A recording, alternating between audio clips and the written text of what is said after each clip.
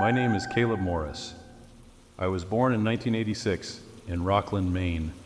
If that name means nothing to you, it's a small, sea-bitten town right on the Atlantic, about halfway up the coast.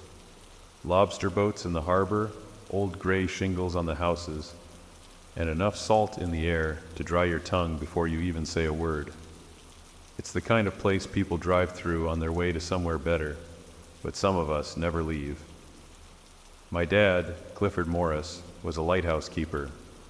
That might sound like a job pulled out of some dusty Hemingway novel, but up here it's not all that strange. Maine has more than 60 active lighthouses. Most are automated now. Some were shut down altogether, but a handful, especially the older ones on hard-to-reach islands, kept their keepers longer than you'd expect. And my father, he was one of the last. He worked the light at Marten's Rock, a jagged, wave-thrashed pile of granite about 2 miles offshore from Spruce Head. It's not on most maps. The Coast Guard stopped updating its charts for it back in the 90s, but it's there. I remember it clearly. Thin, black trees clinging to one side like burned matchsticks, and the lighthouse itself, tall and bone-white, rising up from the edge like a solitary finger warning ships off. He worked there for more than 30 years. He died last August. Heart failure. Peaceful, they said. In his sleep at the small retirement cabin I rented for him in Wiscasset. He'd been living there for the past 3 years, ever since the Coast Guard decommissioned Marten's Rock for good and ferried him back to shore.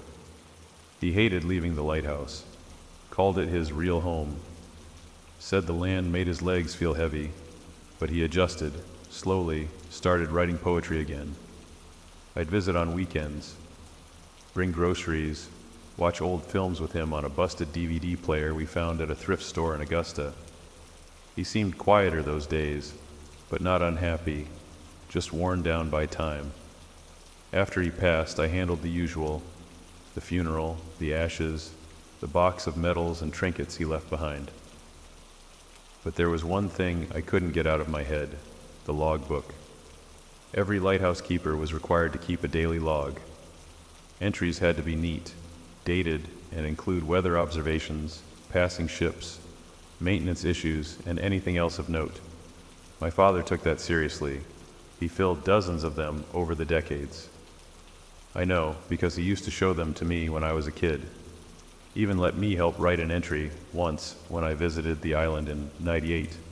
So naturally, after the funeral, I asked the Coast Guard where the last logbook was, the one he would have filled in during his final years on the island, right before he retired. They couldn't find it. Said it must have been misplaced during the transition. Except that didn't sit right with me.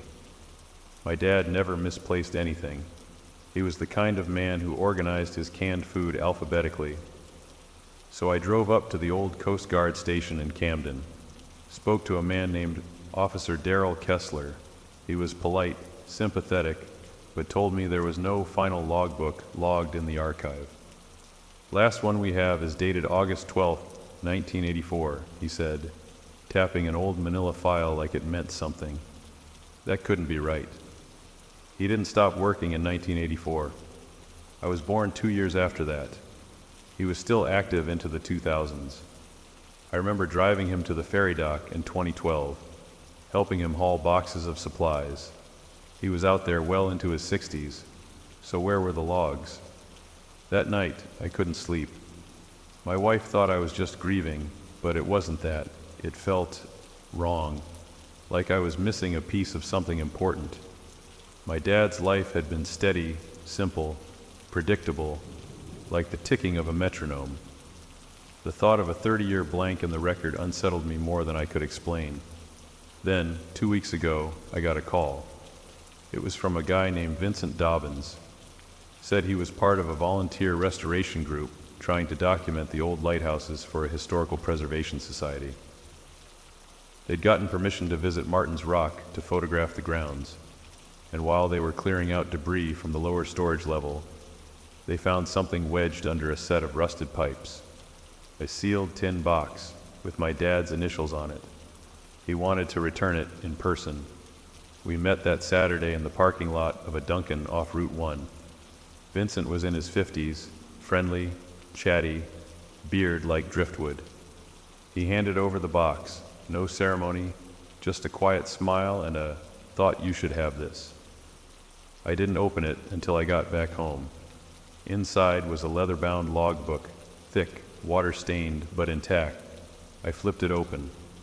The first entry was dated August 13th, 1984, the day after the last official one archived by the Coast Guard. The last entry, June 4th, 1984. That didn't make sense. I flipped through it again. Checked the dates, one by one. Every single entry, page after page, ended in 1984. Different days, different weather, sometimes repeated names of ships I couldn't recognize. But all of it supposedly happened in that same year. There were nearly 3 decades worth of entries, but everyone was dated 1984. It didn't make any sense. At first, I thought it was a mistake. Maybe my dad forgot to update the year. Maybe it was some kind of shorthand. But the deeper I read, the stranger it got. The entries stopped being practical. They started getting fragmented, strange, obsessive. Like this one, dated September 19th, 1984. The fog stayed longer this time. Radio picked up a signal again at 3:41 a.m. Same voice as before. Said leave the door unlocked. Light stuttered for 11 seconds. Thought I fixed that. No ship reported. Sleep not coming easy. Heard the bell again. 4 rings. That's not one of ours. Or this one, from November. Can't keep the time straight. Calendar says Tuesday. Feels like Friday. Sky looked identical to the 3rd. Heard my voice over the speaker this morning. I wasn't speaking. Checked the mirror again. Still nothing there. Still nothing there? The hell did that mean? I found myself flipping pages at random. Every few entries, the writing got worse. Shaky, rushed, crammed into the corners of the page. Sentences trailed off mid-thought. One page was just a drawing, a spiral, tight and furious, scribbled over and over until it tore the paper. That was when I decided I needed to see Marten's Rock for myself. Not for answers, I didn't expect any, but something inside me needed to stand on that island again, to walk into the lighthouse one last time, to see where my dad spent all those lost years, maybe even figure out what made him write the same year over and over again, like he was stuck in a loop. I made some calls. A friend of mine from high school works for the Department of Marine Resources. She pulled a few strings, said the Coast Guard wouldn't object to a brief visit, as long as I signed the right paperwork and didn't disturb any protected equipment. I'm heading out this weekend. I don't know what I expect to find, but ever since I opened that logbook, I've been having dreams. Not nightmares, not yet, just fragments. A black staircase curling down into the ocean, a light that pulses but never rotates, and my father's voice whispering my name over the radio over and over, even though the dial's turned off. Whatever happened out there, it wasn't nothing, and I'm going to find out what, even if I wish I hadn't. The ferry to Marten's Rock doesn't have a schedule anymore. I had to charter a private boat out of Port Clyde. The captain, a guy named Ray Norris, didn't ask too many questions, but when I told him where I was going, his eyes narrowed. "You sure about that?" he said, tightening a weather-stained rope across the bow. "Not much out there anymore. I'm just visiting, won't take long." He shrugged and nodded. "Just saying, that island gets in your head." We set off just after 7 a.m. The air was thick with salt and mist. I kept the tin box with the logbook clutched in my hands the entire ride. I didn't know why. Maybe I thought I'd need proof. Something to anchor me in the real world if the place turned out to be stranger than memory allowed.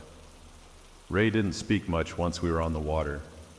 I watched the coast fall away behind us, houses shrinking into dots, the horizon pulling flat and gray. It wasn't until Marten's Rock came into view that he finally broke the silence. "You'll want to be off that rock by sundown." I looked over. Why? He didn't answer, just turned the wheel a little too sharply and gripped it tighter. Marten's rock hadn't changed much, at least not at first glance. Same narrow wooden dock jutting from the stone, same crooked pine trees fighting for space along the ridge, and the lighthouse itself, tall, chalk-colored, chipped in places from years of wind and salt. But the moment my foot hit the dock, something felt off. The air was still, too still, like the whole island was holding its breath. No gulls, no waves slapping the shore, just silence. I walked up the path toward the lighthouse. The grass was dry, overgrown, yellow at the tips. It crunched beneath my boots even though the coast had just been hit with 3 days of rain. I paused halfway up the slope and turned back to the water. Ray was already gone. His boat was a speck on the horizon, chugging back toward land like it was in a hurry to outrun something. The lighthouse door was open, not broken, just open, slightly ajar, like someone had gone out for a smoke and never came back. I stepped inside, bracing for the smell of mildew or sea rot, but instead I was hit with something else entirely. Coffee, fresh, bitter, sharp. There was no coffee maker, of course. The kitchen in the adjacent keeper's quarters had been stripped years ago, but the scent hung in the air, like someone had just poured a cup and stepped into the next room. I stood there breathing it in, waiting for something, movement, a creak, anything. Nothing came, just that smell. The living quarters were small, one cot, a shelf, an old desk with rusted drawer pulls and a cracked oil lamp that hadn't worked in years. I checked the drawers, mostly empty, except for a shortwave radio wrapped in a towel, a stub of a pencil, and a pocket knife that had my dad's initials carved into the handle. The radio wasn't plugged in. I turned it over. No batteries. Still, as I held it, I could swear I heard something. Faint static, just for a second, then silence. I spent the rest of the afternoon climbing the stairs to the top of the tower. Each step groaned under my weight. Cobwebs clung to the corners, and the windows were so fogged over with salt I could barely make out the ocean below. At the top, the lens housing sat like a glass throne. The light itself, deactivated and sun-bleached, loomed overhead like a blind eye. But the logbook came alive here, the dates, the entries. This was where most of them were written, scratched into the margins of the old guest book, scrawled on receipts, even carved lightly into the underside of the top rail with the point of a compass needle. Sept 21, light stalled again. Reset manually. Heard someone else on the stairs, no one there. Oct 4, fog signal went off at 2:10, clear skies, no wind. Oct 5, fog signal again, same time. Oct 6, fog signal, same time. Same voice whispering from the glass. There was no foghorn system on Marten's Rock. There never had been. The island was too small to justify the cost. So what was he hearing? I descended just before dusk, and that's when I found the rules. They weren't labeled that way, just a half-torn sheet of paper taped to the back of the old electrical panel in the basement. But it was clear what they were. Do not answer calls after 3:30 a.m. Never go into the north storage after sundown. Keep the glass covered when the fog stays past dawn. There were more, scribbled at angles, some barely legible. Do not acknowledge reflections if they wink. Salt line must be intact at entry. Do not listen to the second voice on Channel 9. Each line pulsed with warning. I stood there for a long time, trying to remember if my dad had ever mentioned anything like this. Rules, protocols, warnings, he hadn't. He was meticulous, but he never once said the lighthouse had rules beyond the basics. And reflections that wink? What does that even mean? It didn't feel like I was reading something written by my father. It felt like I was reading something he found. I tried the north storage door before sundown. It was locked. The kind of old iron deadbolt you can't pick easily without snapping your wrist. I crouched down and peered through the crack beneath the door. Nothing, just blackness. Too black, like the light didn't reach there at all. I didn't try to force it. I spent the night in the sleeping quarters. Couldn't bring myself to lay down on the cot, though. I sat at the desk, reading more of the logbook by flashlight. The entries grew more fragmented the later they got. He started using different handwriting. Some pages slanted violently. Some letters were in Russian, or Greek. I couldn't be sure. Some pages just had shapes, spirals, circles, a strange trident symbol that repeated over and over in the corners.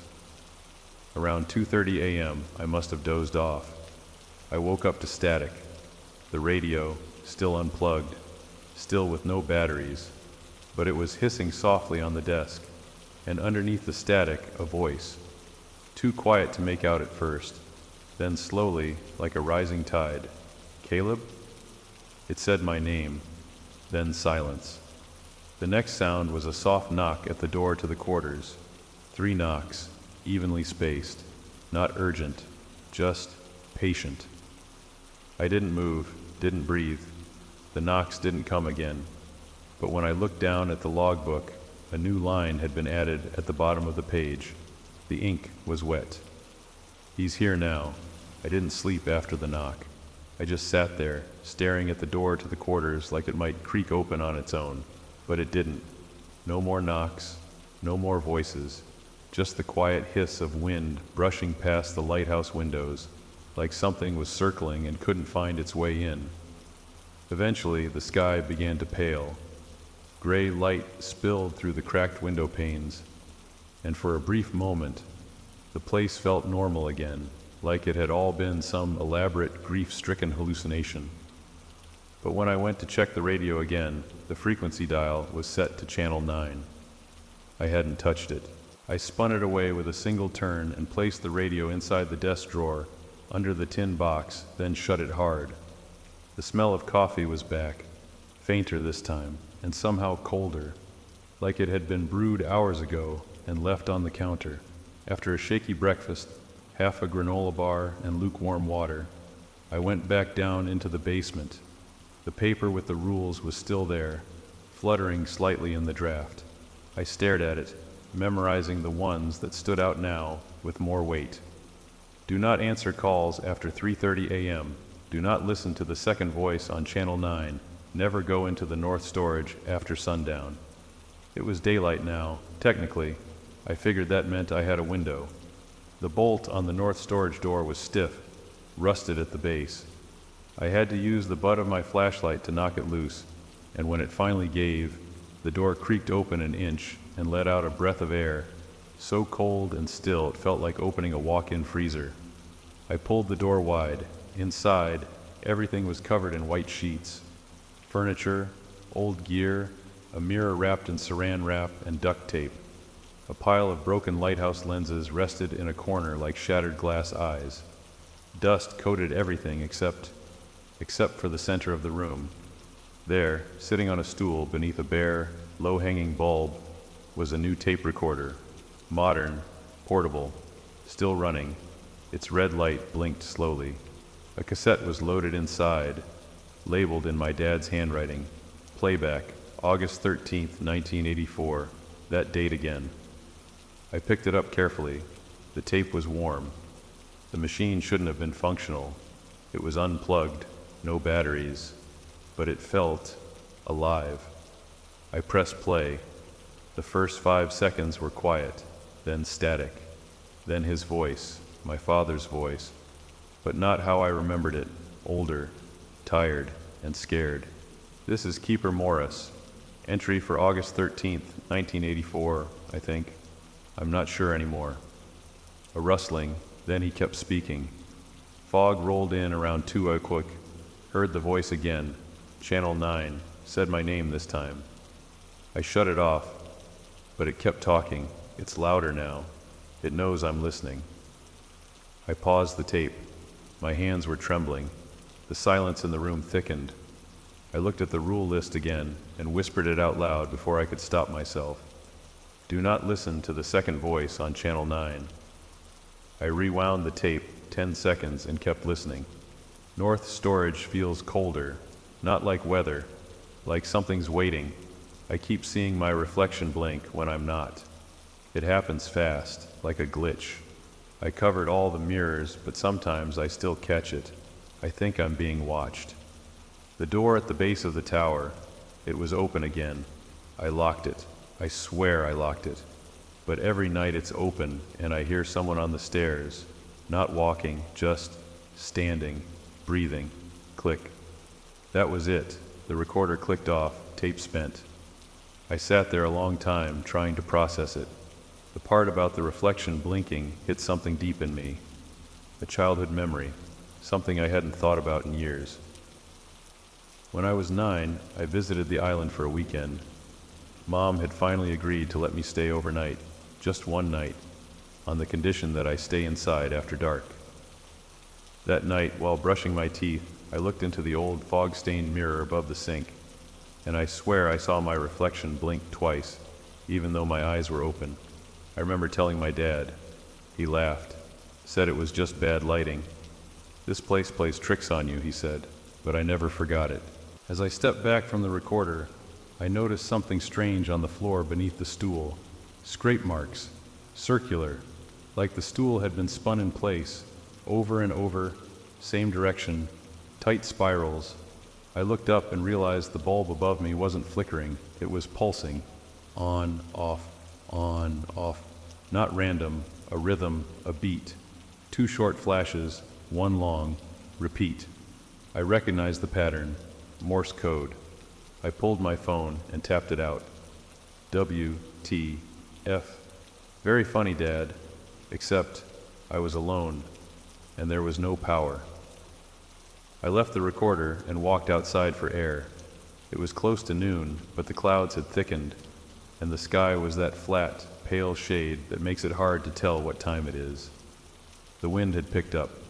The trees at the edge of the island swayed stiffly, like they weren't used to moving. I walked the perimeter once, then came back to the main door to check something, the salt line, another rule. I'd seen it written faintly along the threshold yesterday, a thin strip of white, worn and broken in places. Now it was gone, clean, like someone had swept it away. I didn't do it, and I hadn't seen wind strong enough to do it either. I rechecked my pack for the emergency salt packet I brought, tossed in as a joke when I read the rule sheet, but it wasn't there anymore. I hadn't used it. I searched the whole backpack. Gone. Back inside, I went through the logbook again, now reading from the last third of the pages. The writing was worse, unsteady, sometimes upside down. But one passage stuck with me. I watched the sun rise twice today. Same sky, same gull, same driftwood log. I waved from the top of the tower just to see, didn't know who I was waving to until I looked down. My hand was already still. I didn't understand what he meant until later that afternoon. I climbed the tower again, something I swore I wouldn't do after the first time. I needed perspective. I needed to see the water, the horizon, the distance, something outside of the lighthouse walls. As I stepped onto the upper platform, I saw movement below, someone walking the trail by the shore, wearing a dark jacket. I raised my hand.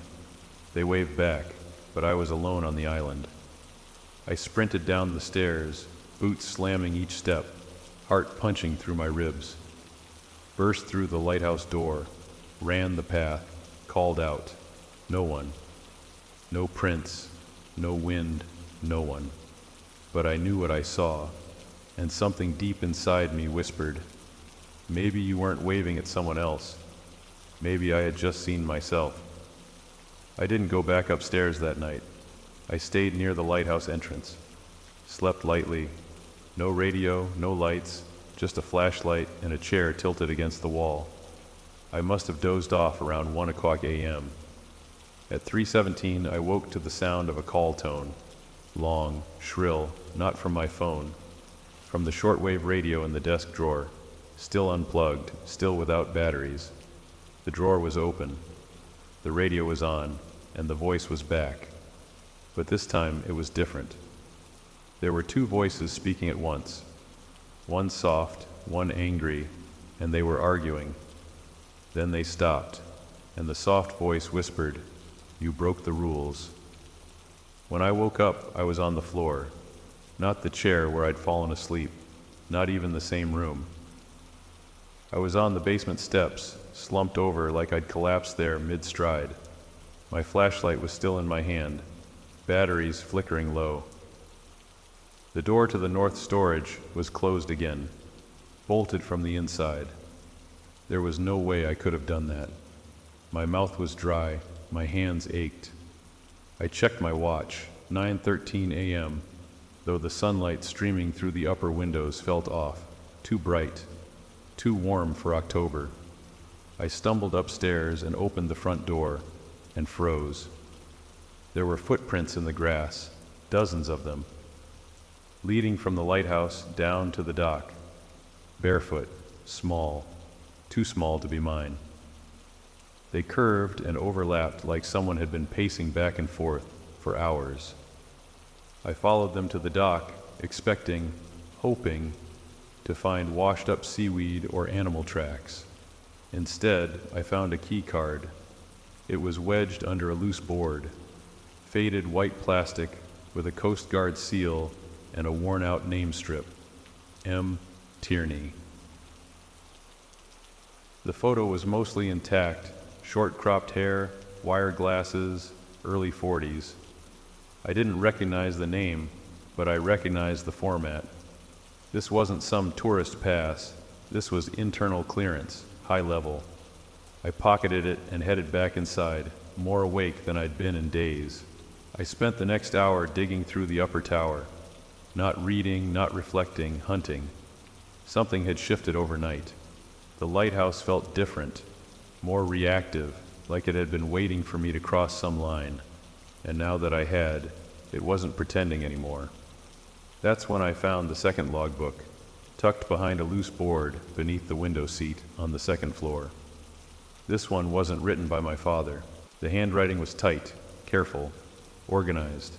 The first page read, M. Tierney, USCG Special Assignment, 1992-1993, Restricted Ops. Observation, Marten's Rock Anomalies, MRA1 to MRA7. Warning, follow all containment protocols. Violations may result in dissolution events. Dissolution events? I flipped the page. The entries were sterile, clinical, like a scientist keeping notes on a decaying lab specimen. He referenced visual mirroring errors in the upper stairwell mirrors, auditory duplications of his own voice hours after speaking environmental resets, sunrise occurring twice within a 24-hour period, chronoflux readings increasing around the north storage door. Then this line, Subject C. Morris shows high resistance to spatial distortion, recommending continued isolation and behavioral monitoring. I froze. Subject C. Morris. That was my father. I read it again and again. They weren't just monitoring the lighthouse, they were monitoring him. That night I stayed awake. I didn't want to miss another blackout. I set up my phone to record video. I laid down salt across the front threshold again, using seawater and scraped rock salt from the tower stairs, and I duct taped the north storage door shut. At 2:46 a.m., the tape began to peel. At 3:03, I heard the first knock, not on the front door, from inside the mirror. My reflection, perfectly still, stared back at me from the bathroom mirror across the hall. I hadn't moved, but it raised its hand, knocked 3 times. I stepped closer. Its mouth moved. I couldn't hear the words, but I could read its lips. Channel 9. The moment I said it out loud, the shortwave radio clicked on in the other room. No one touched it. Still unplugged. Still batteryless. But the static this time wasn't noise. It was mechanical, rhythmic, pulsing, like someone trying to play back a message they didn't want heard properly. I sat down, and for the first time, I answered. "Who are you?" The static slowed, then a voice, layered and cracked like old magnetic tape. "I am the recording of what came after the light." What do you want? You broke the salt. You heard the second voice. You opened the north. I stared at the logbooks, the scattered rules, the mirror still pulsing behind me. What happens now? Silence. Then, the island remembers. The island replays. The island wants him back. I didn't know who him was, not yet, but I had an idea. I took the key card and climbed to the top floor again, past the lens, to the maintenance panel in the far wall. My dad had shown it to me once, years ago, told me not to touch it. Just the old generator hookups, he'd said. But the panel had a card reader. I slid the Coast Guard keycard through. The panel clicked and slowly swung open. Inside was a small screen, blinking green, with a single line of text. Log sync in progress. Remaining time unknown. There were files, timestamps, dozens of them, each labeled with a date and a name. Most I didn't recognize, but two caught my eye. 1984, C. Morris entry, final 1993, M. Tierney, exit null. I selected the first. A loading bar crawled across the screen, and then my father's voice came through the speaker, calmer this time, clearer. If you're hearing this, you've already broken the loop. I don't know if that's good. I stopped trying to guess a long time ago. I've seen myself die here. I've seen myself live here. I've walked down the same staircase 500 times and never reached the bottom. The light won't go out. The reflection won't blink. The tape keeps recording, even when there's no tape left. The lighthouse isn't just a beacon, it's a lock. And something keeps trying to pick it. I wasn't the first. I won't be the last. But if it calls your name, the recording cut off, not ended, cut. Like someone sliced the audio right before he said something important. I shut the panel and stood there for what felt like hours. Outside, the fog was creeping in again, thicker this time, the kind that eats sound and light and makes it hard to tell if you're awake or dreaming. I pulled the logbooks, the recorder, the rules, all of it, into a duffel and brought it to the tower room. I lit a single candle, watched it flicker against the window, and waited. At 3:13 a.m. the voice came back, but this time it wasn't on the radio. It was outside the lighthouse, calling from the rocks below, calling my father's name and mine, over and over, Caleb, Caleb, Caleb. But it wasn't a question. It was a welcome. The voice outside the lighthouse kept calling, not frantically, not screaming. It was calm, rhythmic, like a tide lapping against the dock, rising with every wave. Sometimes it said my name, sometimes it said his. Caleb, Clifford, we remember. I didn't answer. I couldn't. Something about it, it knew me, not just my name, my patterns, my hesitation. It adjusted when I stopped breathing. It paused when I flinched, like it was mirroring the exact way I'd react before I even did. By 3:41 a.m. the voice was gone, but the fog didn't lift. That's when the light turned on. The lighthouse beam, long dead, decommissioned for years, ignited in a burst of colorless glow. No power, no backup generator. The bulb should have been removed, but it spun slowly, casting a beam that felt wrong. It didn't illuminate, it scanned, like it was looking for something, or someone. I climbed back up the tower to investigate the control room. The green screen behind the maintenance panel had changed. A new message blinked at the top. Reflection event detected, initiating loop containment. There was now a third file in the log archive.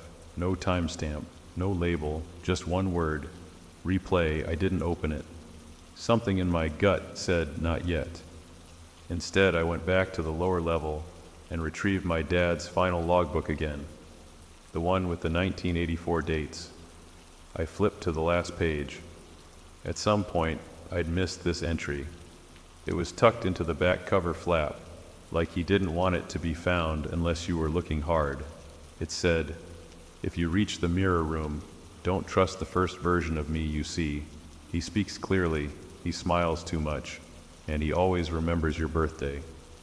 The real me forgets things. The real me talks too fast when he's scared. If you hear both versions, leave before they agree on something. I read it twice. Then I whispered, "Mirror room?" And the north storage door opened. I didn't hear it unlock. It was just open. I stood at the top of the basement stairs for a long time, flashlight flickering, duffel of notes over my shoulder. The rules ran through my head like scripture. Do not enter the north storage after sundown. Do not acknowledge reflections that wink. Keep the salt line intact. Do not listen to the second voice on Channel 9. I had broken all of them, but I went down anyway.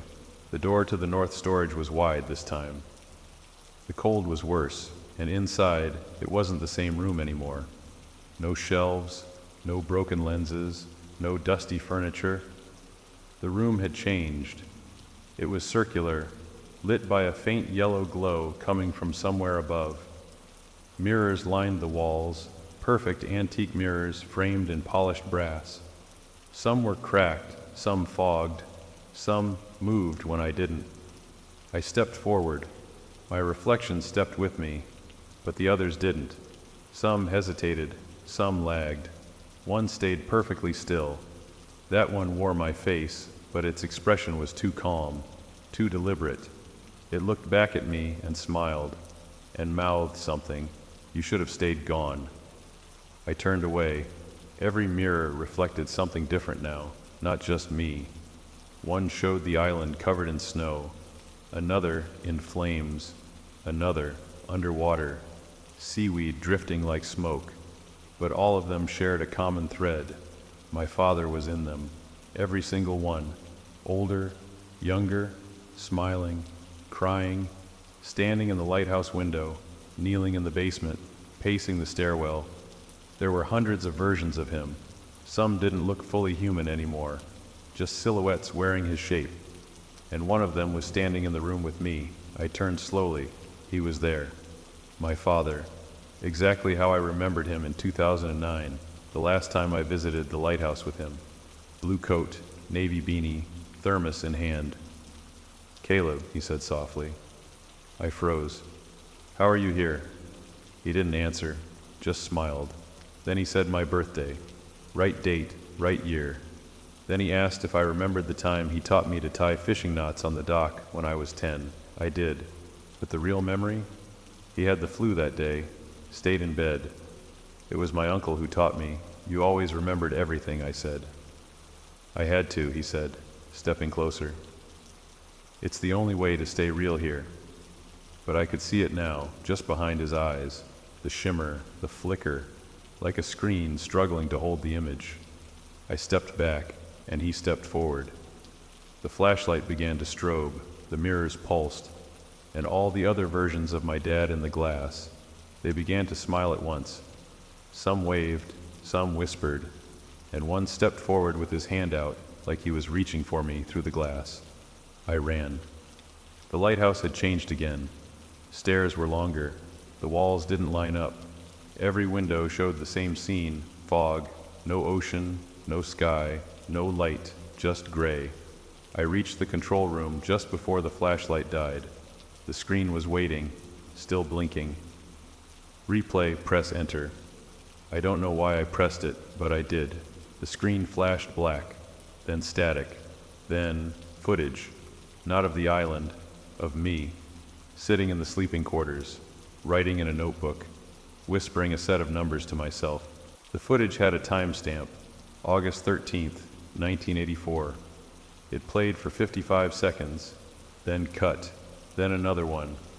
Same room, same setup, but this time I was older, wearing what I wore today, staring directly at the camera like I knew it was there. This file was labeled, "Final Loop Accepted." Then the screen flickered and shut off. I didn't move for what felt like hours.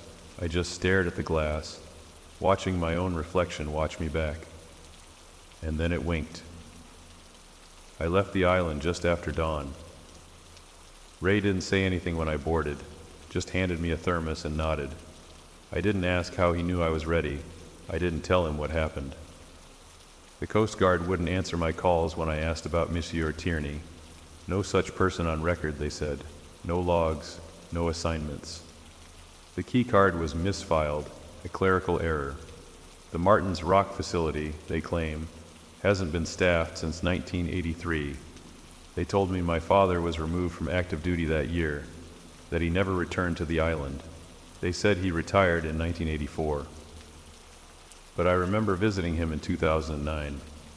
I remember the Lighthouse still spinning in 2013. I remember the voice calling my name last week. And now I can't trust any of my memories. Because this morning, when I woke up in my apartment, the salt line across my front door was gone, and in the mirror across from the bed, he was already there, smiling.